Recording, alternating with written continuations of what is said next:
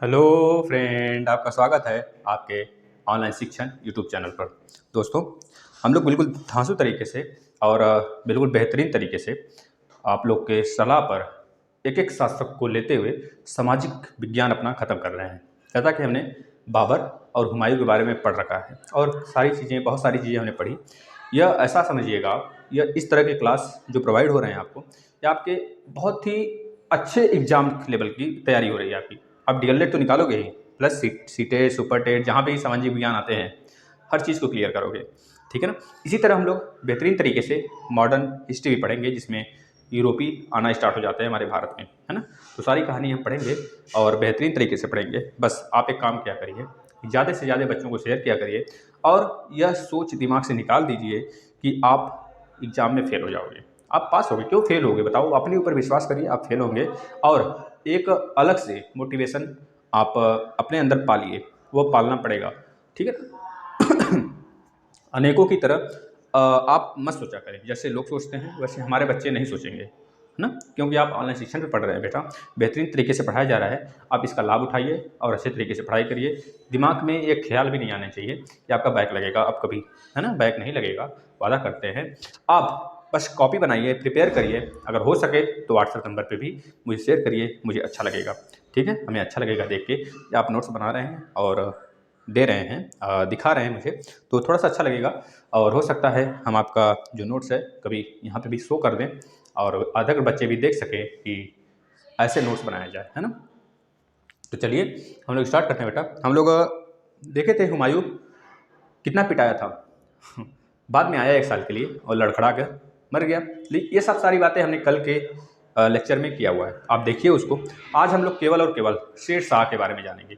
शेर शाह का जन्म कब हुआ था, इसके पिताजी क्या थे, यह कब अपने पिता से लड़ाई करके कहाँ चला जाता है, कहाँ से शिक्षा ग्रहण करता है, इसकी माता का क्या नाम होती है, यह मतलब जो इसके पिताजी होते हैं हसन खां होते हैं, उनकी कितनी पत्नियां होती हैं और सारे पत्नियों के कितने कितने बेटे होते हैं। और शेर शाह की उपाधि, मतलब शेर शाह जो है शेर खां पले रहता है, शेर खां की उपाधि यह कैसे धारण किया और शेर शाह सूर्य की उपाधि यह कब धारण किया, ये सारी चीज़ें हम बताते हुए चलेंगे और आप बिल्कुल शानदार तरीके से पढ़ते हुए चलेंगे। इसके बचपन का क्या नाम था, बहुतों बार पूछा जाता है। इसके जो कह लीजिए कि इसको पालने वाले थे, जिसने इसको जो कि कह लीजिए कि उपाधि दिया शेर खां की, उसका नाम क्या था, बहुतों बार पूछा जाता है। बहार खां लोहानी था, है ना। बहार खां लोहानी क्या है, एक तरह से कह लीजिए संरक्षक की तरह, उसके बेटे के संरक्षक की तरह यह काम करता था, है ना।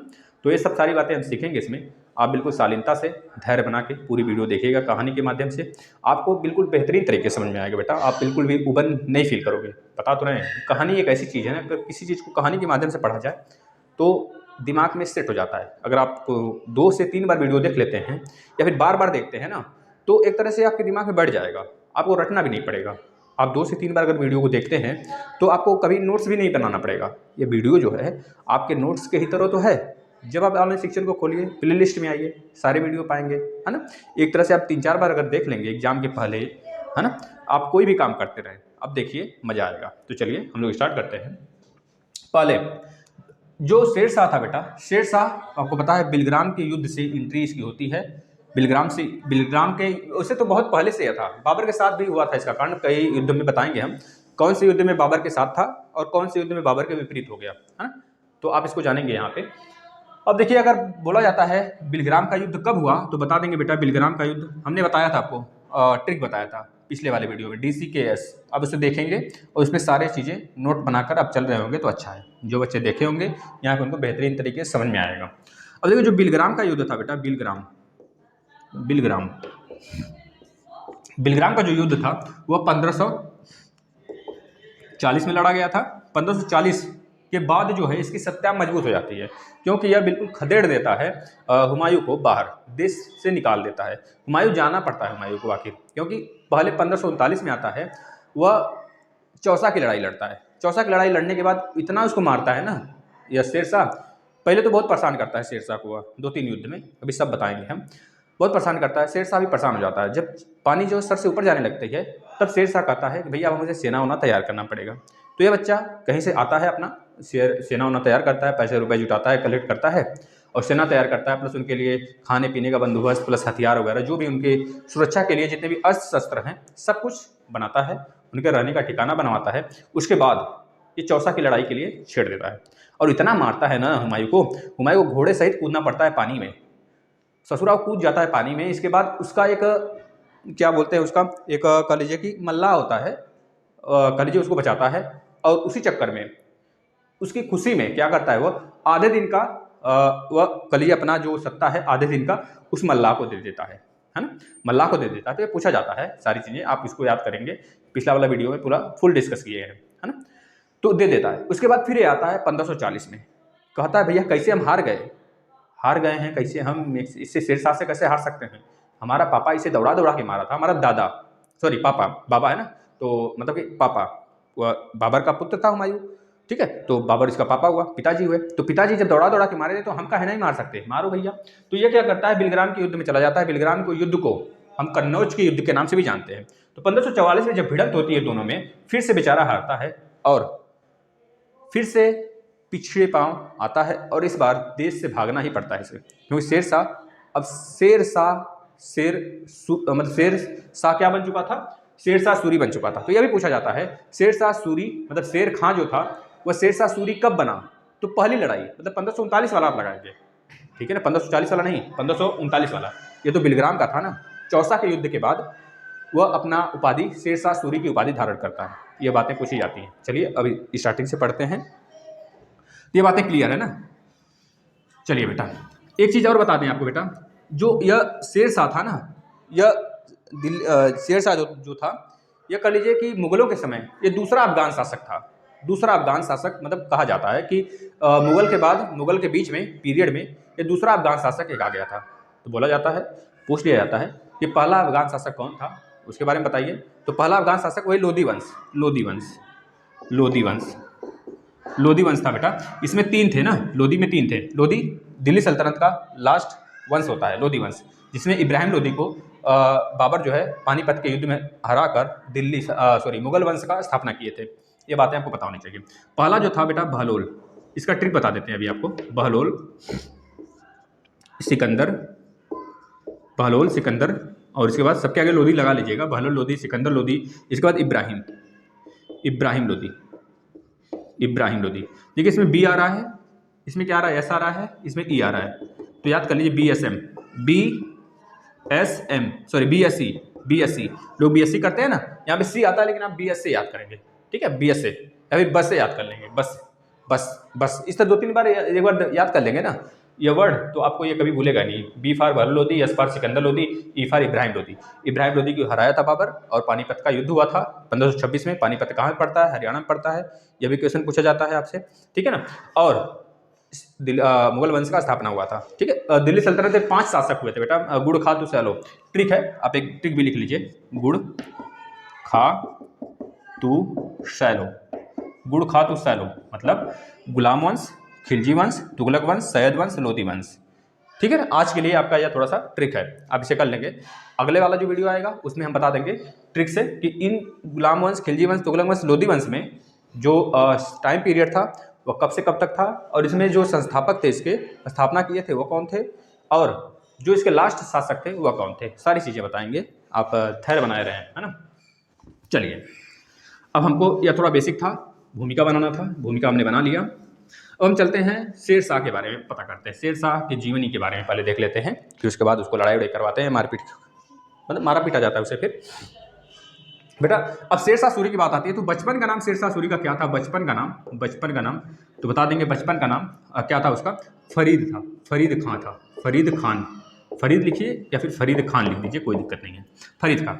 इसका जो जन्म हुआ था बेटा, इसका जन्म हुआ था 1472 ईस्वी में। 1472 ईस्वी में इसका जन्म हुआ था। कहाँ पे हुआ था बता देंगे, बैजवाड़ा में हुआ था। बैजवाड़ा में कहाँ पे, तो होशियारपुर एक जगह है, होशियारपुर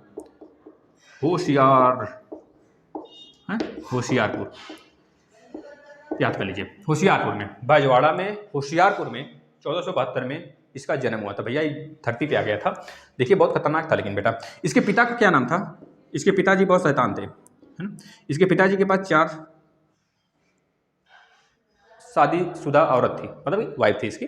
एक तो शादी कर रखा था, और जो 3 थी ना, इसकी कलीजे की दासी थी जो इसकी सेवा वगैरह करती थी, तो उससे खुश होकर, उससे प्रसन्न होकर उससे शादी कर लेता है बाद में, है ना। तो बताते हैं आपको, इसके पिताजी का क्या नाम था बेटा, हसन खां रूहानी। आपने पढ़ा होगा हसन खान रूहानी, है ना। तो हसन खां लिख लीजिए, सिर्फ हसन खां। जो हसन खां था बेटा, ये जौनपुर का सूबेदार हुआ करता था उस समय, जौनपुर का बहुत बड़ा सूबेदार। जौनपुर आपने सुना होगा, जौनपुर को किसने बसाया था बेटा, तो बता देंगे, जौनपुर को जौना खां के नाम से, जौना खां के नाम से बेटा फिरोज शाह तुगलक बसाया था। फिरोज शाह तुगलक अपने भाई के याद में, भाई उसका जौना खां था, उसके याद में बेटा जौना खां जौनपुर की स्थापना किया था। कब किया था, तो 1359। ये बात आपको याद होनी चाहिए। जौना खां के याद में फिरोज शाह तुगलक, जो तुगलक वंश का शासक होता है, उसने तुगलक वंश में जो फिरोज शाह तुगलक होता है, अपने भाई जौना खां के याद में 1359 में जौनपुर की स्थापना किया था। थोड़ा सा एक्स्ट्रा नॉलेज है, आप रखते चले इसे। अब देखिए, जौनपुर का ये क्या हुआ करता था, सूबेदार हुआ करता था बेटा इसके पिता। और इसके पिता की कुल 4 मतलब कि वाइफ थी। इसके पिता के कुल 4 पत्नियां थी, हाँ 4 पत्नियां थी। अब ध्यान से देखिए, यह एक दिन क्या करता है बेटा, अपने पिता से इसकी एक मिनट, ये स्याही है ना, उड़ता है तो नाक में आता है ना, तो दिक्कत होती है। इसके लिए कुछ उपाय करना पड़ेगा मुझे। चलिए, कोई दिक्कत नहीं है। अब जो इसका पिता है बेटा, इसके पास 4 पत्नियां थी। अब चारों पत्नी के बारे में बताते हैं। इसके पहले आपको यह पता होना चाहिए कि जो यह शेरशाह था, शेरशाह यह क्या करता है, अपने पिता से लड़ाई कर लेता है, झगड़ा कर लेता है। फिर रूष्ट होता है ना, कोई बच्चे रूठ जाते हैं तो कहते हैं आज खाना नहीं खाएंगे हम घर पे। अब सभी लोग समझ जाएंगे कि बच्चा पक्का या कहीं न कहीं से झगड़ा किया है, या फिर कहीं से ये रूठा हुआ है, गुस्सा हुआ है। खाना खा लेगा तो मान जाएगा। तो सब लोग उसको मनाते हैं, खाना खा लो, पापा बनाएंगे, दादी बनाएंगी, मम्मी बनाएंगी, खाना खा लो।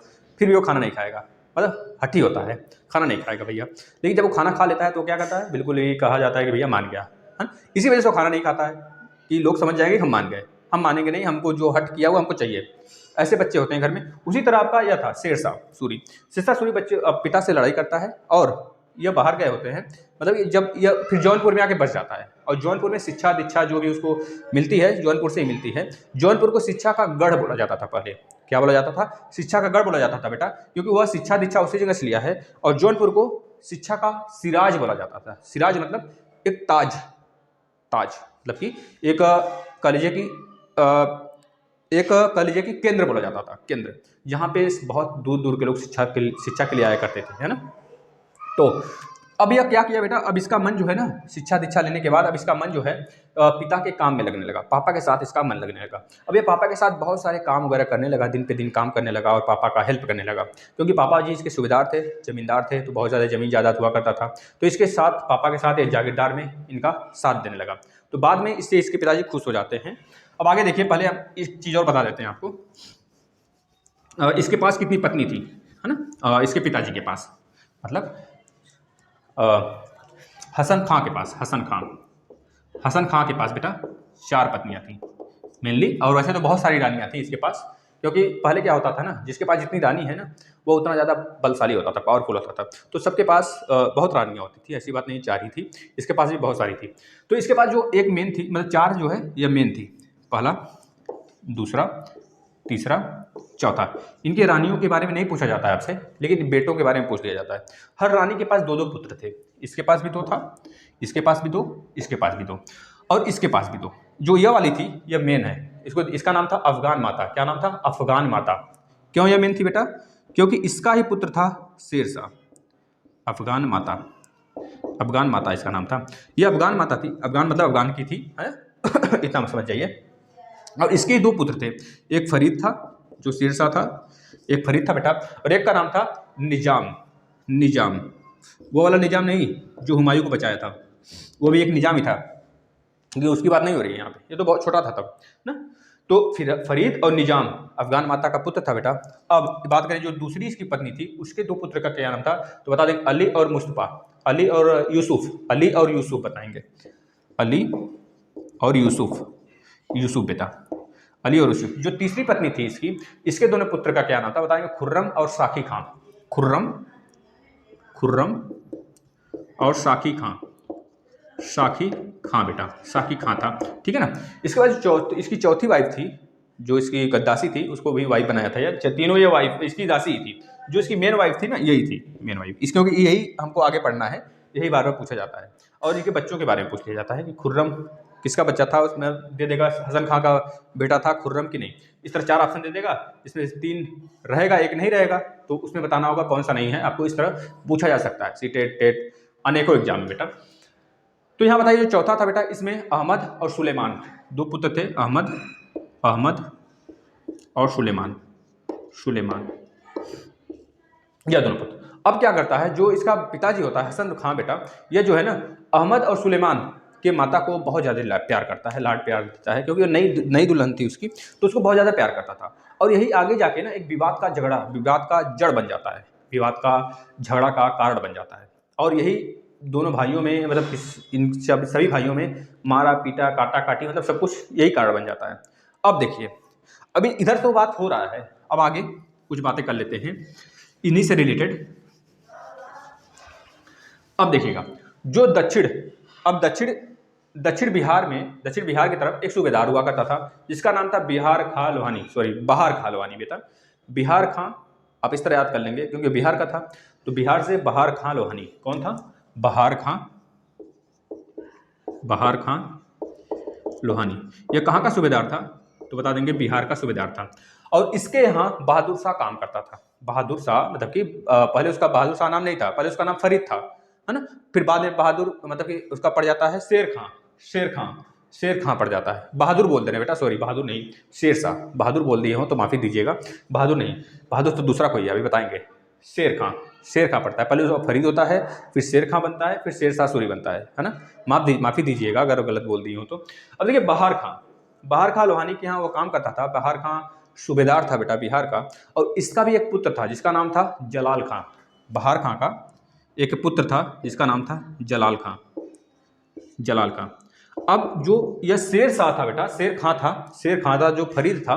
फरीद को बहार खां ने क्या किया था, इसका अंगरक्षक बना दिया था, अपने बेटे का ही अंगरक्षक बना दिया था। और जो शेर शाह था बेटा, इसके पीछे आगे पीछे मतलब इसकी हमेशा रक्षा करता था। अब इसके बाद आगे चलते हैं, ये बात यहां तक क्लियर है आपको, तो आगे चलते हैं। अब होता है चंदेरी के युद्ध। आपको पता है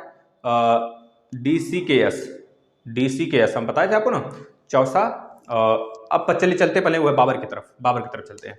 पहले इसका देख लेते हैं शेरशाह का क्या योगदान था बाबर के समय। तो चंदेरी का युद्ध आपने देखा था, पढ़ा था अच्छे से। चंदेरी का युद्ध किसके साथ हुआ था? तो बताएंगे बाबर और जो मादनी राय था, उस राणा सांगा का जो फ्रेंड था, दोस्त था, मादनी एक 200 राजपूत घराने का था, है ना, मादनी राय। और राजपूत का, जाट का, और कह लीजिए वहाँ पे जो साहूकार थे, इन सब का बहुत जाति दुश्मनी थी मुगलों से, ठीक है ना। मादनी राय। तो चंदेरी की लड़ाई बाबर और मादनी राय के साथ होता है। और इस लड़ाई में जो बहादुर शाह बोल रहे हैं, फिर पता नहीं क्या हो गया, शेर शाह मतलब कि शेर खां कहिए या फिर फरीद कहिए, यह क्या काम करता है बेटा, चंदेरी की लड़ाई में बाबर का साथ देता है। और बाबर इसे बहुत ज़्यादा अपना कह लीजिए कि योग्य मानता है इसे बहुत ज़्यादा, और इसको अपने साथ हमेशा रखे रहता है। लेकिन बाद में आपको पता है कि चंदेरी के बाद घाघरा की लड़ाई होती है। घाघरा की जो लड़ाई होती है वो बाबर जो है ना पूरे अफगान शासकों के लिए ही छेड़ देता है, पूरे अफगानियों के लिए ही छेड़ता है। तो यह भी एक अफगान था, शेर शाह। अब शेर शाह को अफगान था, तो बताइए अफगान है तो अफगान का साथ न देगा?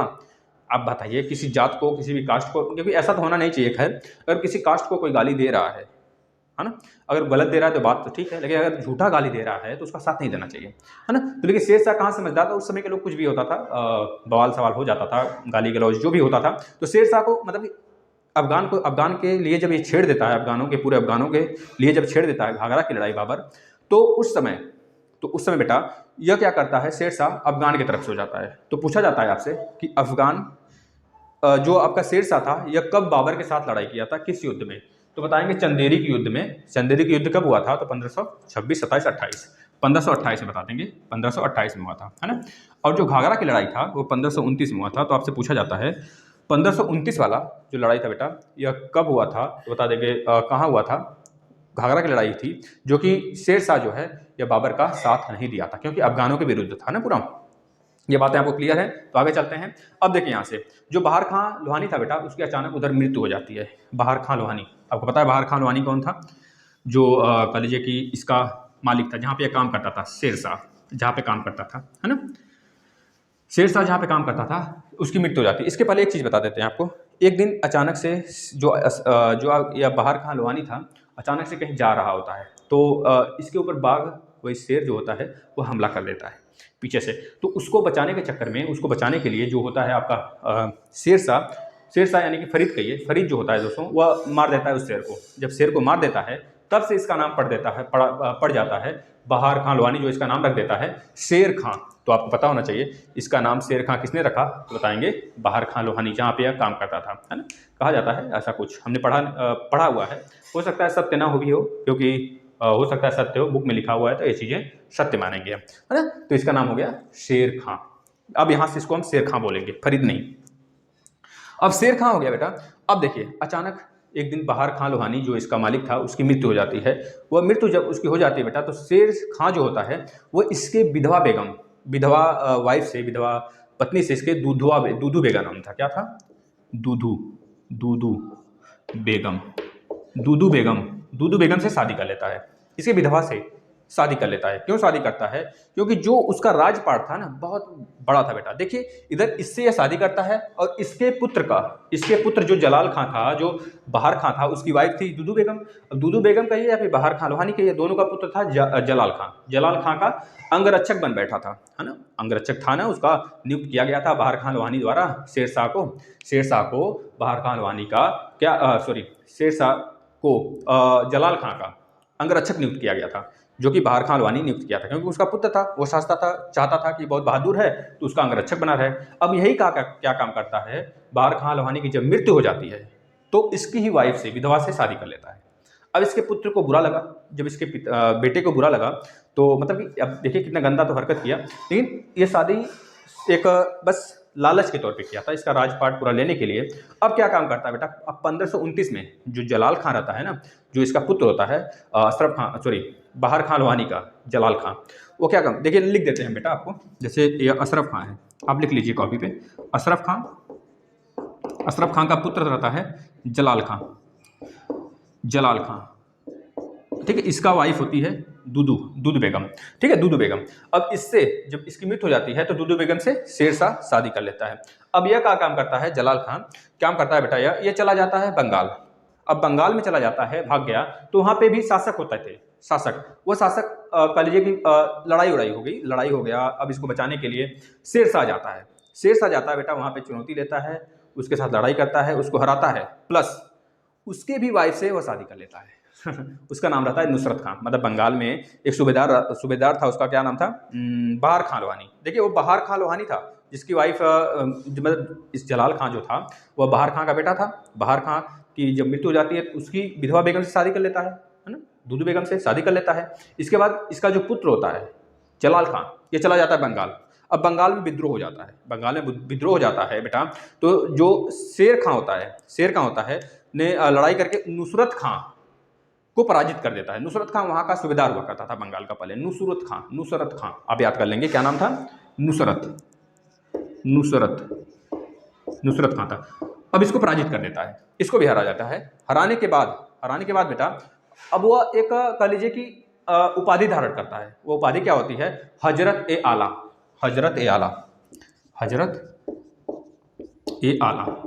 आप इसको नोट कर लेंगे कॉपी पे। हजरत ए आला की उपाधि कौन धारण किया था, तो आप बताएंगे शेर शाह सूरी धारण किया था। है ना, शेर शाह सूरी या फिर शेर खां या फिर फरीद, है ना, यह धारण किया हुआ था। हजरत ए आला की उपाधि आपको पूछा जाता है कब धारण किया था, तो बता दें कि जब इसका जो मालिक रहता है बहार खां लोहानी, इसका जब पुत्र विद्रोह पे उतारू हो जाता है, जब इसकी माता से यह शादी कर लेता है, शादी करने के बाद यह जब इसके राजपाट को हड़प लेता है, तो ये विद्रोह कर देता है। विद्रोह करने के बाद जो नुसरत खां रहता है, बंगाल का सूबेदार रहता है उस समय, और उसको मारने के बाद, उसको पराजित करने के बाद शेरशाह जो है हजरत ए आला की उपाधि धारण कर लेता है। यहाँ तक समझ आ गया? तो आगे चलते हैं। अब हम 1530 आ गया, 1530। अब देखिए 1530 आ गया, 1529 में ये कांड हुआ, अब 1530 आ गया। 1530 में शेर खान ने चुनार के किले पर हमला बोल दिया उसको लालच आ गया। अब क्योंकि वो एक बल शासक था बेटा, अच्छा शासक था, क्योंकि एक राज्य में देखिए एक जंगल में दो शेर नहीं रह सकते। बस उसका यही मानना था कि जितने भी हमारे चारों तरफ के राज्य पाठ है ना, सबको हम अपने अंदर कर लें, ठीक है ना। इस तरह धीरे धीरे करते करते बाद में हुमायूं से भी लड़ाई होगी, अभी कराएंगे हम सब कुछ, ठीक है ना, अभी होगा लड़ाई, ये सब होगा। अब देखिए 1530 में बेटा शेर खान ने चुनार के किले के लालच में ताज खां, जो ताज खां रहता है, ताज खां बेटा एक सूबेदार होता है। अभी यह कह लीजिए कि जो चुनार का किला होता है ना, उसका रखवाला होता है यह ताज खां, है ना।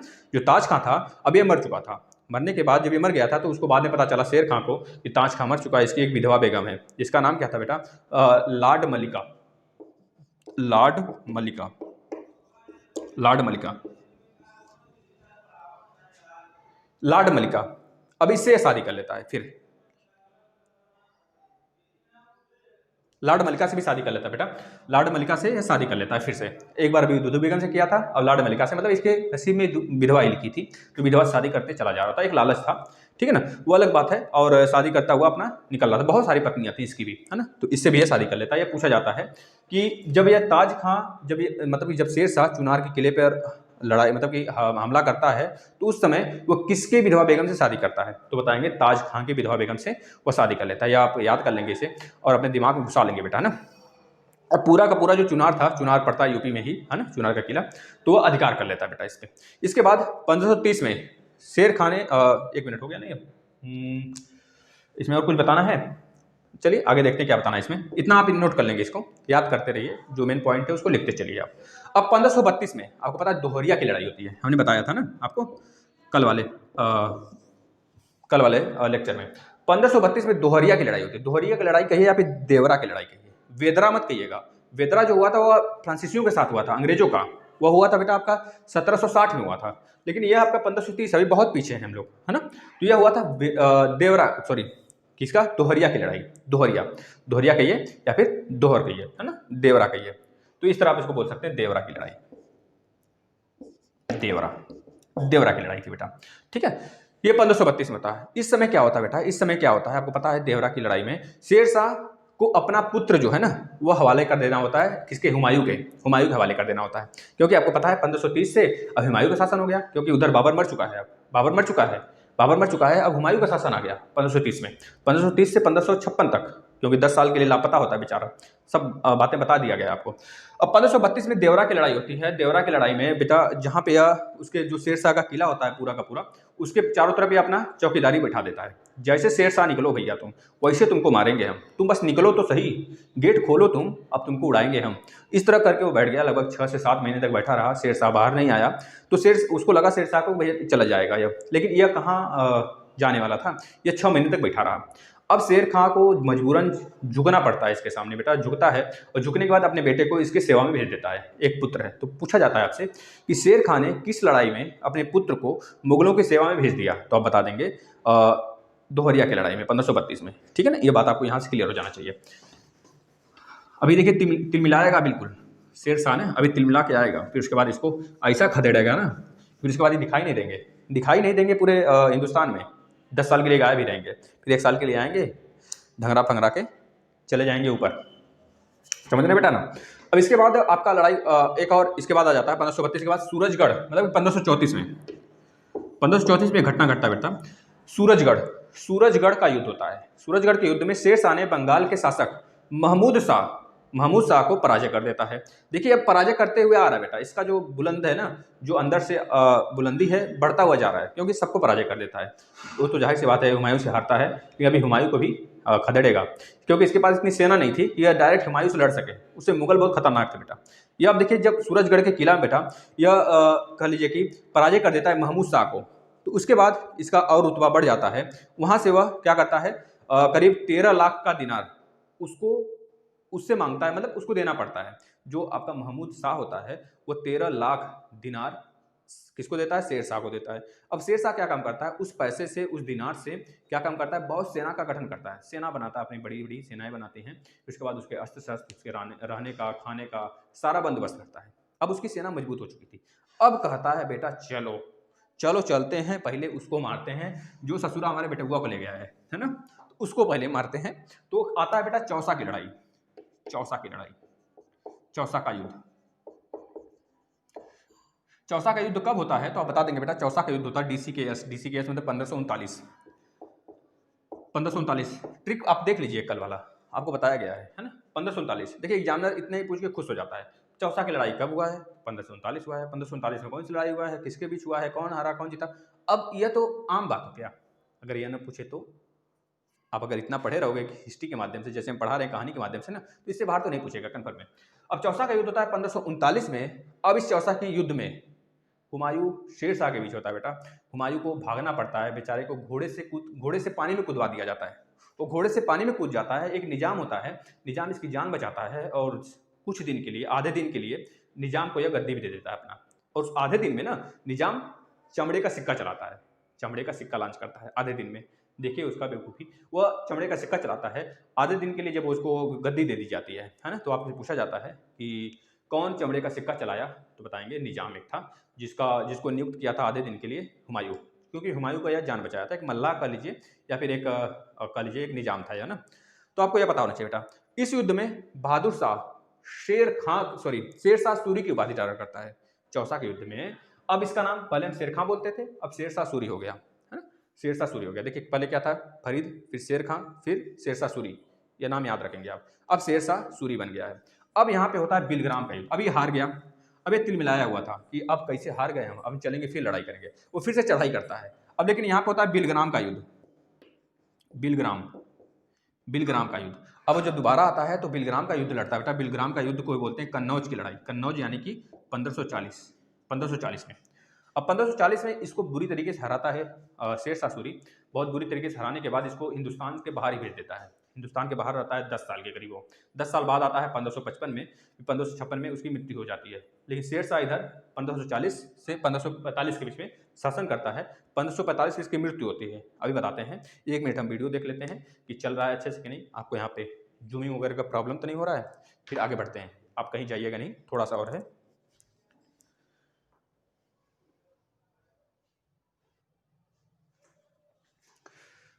चलिए भैया, सही चल रहा है सब कुछ, अच्छा है। अब आगे चलते हैं।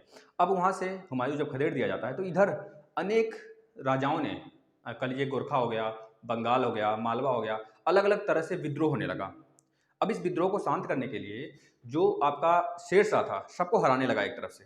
तो देखिए पहला विद्रोह किसका हुआ तो बताएंगे आप। पहला विद्रोह जो हुआ वह गोरखों का हुआ। गोरखा, वही नेपाल वगैरह वाला गोरखा, आपको पता है ना, बहुत खतरनाक होते हैं बेटा ये गोखरों बेटा, गोरखा नहीं, गोखरों का हुआ विद्रोह हो जाता है। क्योंकि यह जो है ना मुगलों के प्रिय होते हैं।